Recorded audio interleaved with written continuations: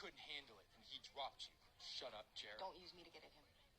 Belly, come on. In this scene, Belly says, "Don't use me to get at him." And to be honest, I just think that is what Jeremiah is doing. But not just in the context of this conversation, but just generally. Don't get me wrong, I think that he has genuine feelings for Belly that are real, and I think he does have a real connection with her. But I think a huge part of what's driving him towards Belly is that he wants to win. He wants to beat Conrad at something.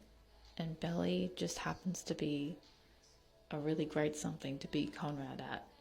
This might not even be a conscious thing that he's trying to do, although I think there's definitely an argument that that is something he's trying to do. You could particularly see that in season 1. But even if it's not, it's definitely at a subconscious level. He has some real deep-rooted issues with Conrad, which were explored in season 2 for sure. And they did hash a bit of that out. But I think Belly is speaking the truth in this scene when she says that, because I think he is using her to get at Conrad in that conversation, but also just in general. I feel like this scene from episode 3 makes so much more sense from Conrad's perspective when you remember that conversation that he had with Cleveland in season 1. You ready to head back? Not until you tell me about your mystery girl. There it is again, huh? Yeah, it's just, we grew up together, so I've always thought of her as this little kid. But now, she's not. And you like her? No. Well, I don't know. I mean, I just have so much shit going on. If we started something, I feel like I could fuck it up. Well, if there's one thing I learned from years of overpriced therapy, it's that you can't be good with someone else until you're good with yourself. That's how I tanked my last relationship. Fast forward to when things start going bad with his mum, this happens. I feel like I just keep disappointing you. You haven't. And you aren't. I have. All I've done today is disappoint you. You don't deserve that. And just stop acting like this and come back inside. I can't. I just can't. With those scenes in mind, this funeral scene looks so different to me. I feel like he's hearing what Belly's saying and looking at the situation that he's in. He's at his mum's funeral and their relationship is just blown up and he misses her so much. He loves her so much, but look at the mess that they're in. And he's thinking like, yeah, I should not have done this because I was in a bad way with my mum's cancer.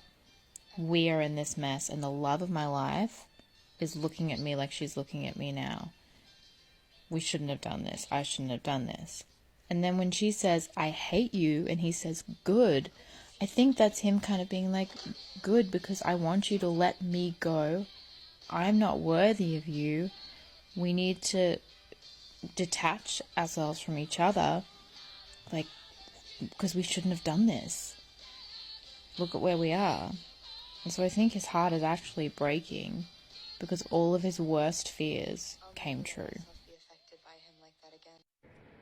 Okay, so let's talk about Season 2, Episode 2. At the very end of the episode, after Belly has her flashbacks and her memories of being cousins over Christmas with Conrad in the fireplace scene and all that fun stuff.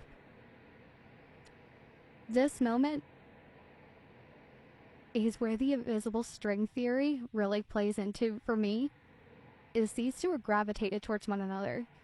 When they see each other, it is like they are the only two people in the world. And you only get that feeling once in a lifetime. It's honestly very fun to watch play out on a TV show because they're acting, but they do a good job at selling it. And I love it so much. And Chris's face just kills me every time, but in the scene we get two teenagers who are very hurt. Their eyes are full of sadness.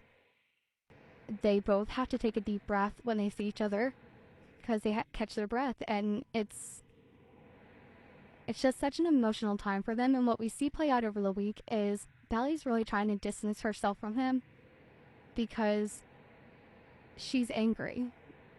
She also hasn't been able to agree with Susanna properly, so she's dealing with a lot, as well as Conrad. And we know Conrad, I've said this before, he shoulders all the burden. He does not let anybody know that there's something happening until it's done, because he wants to fix it himself.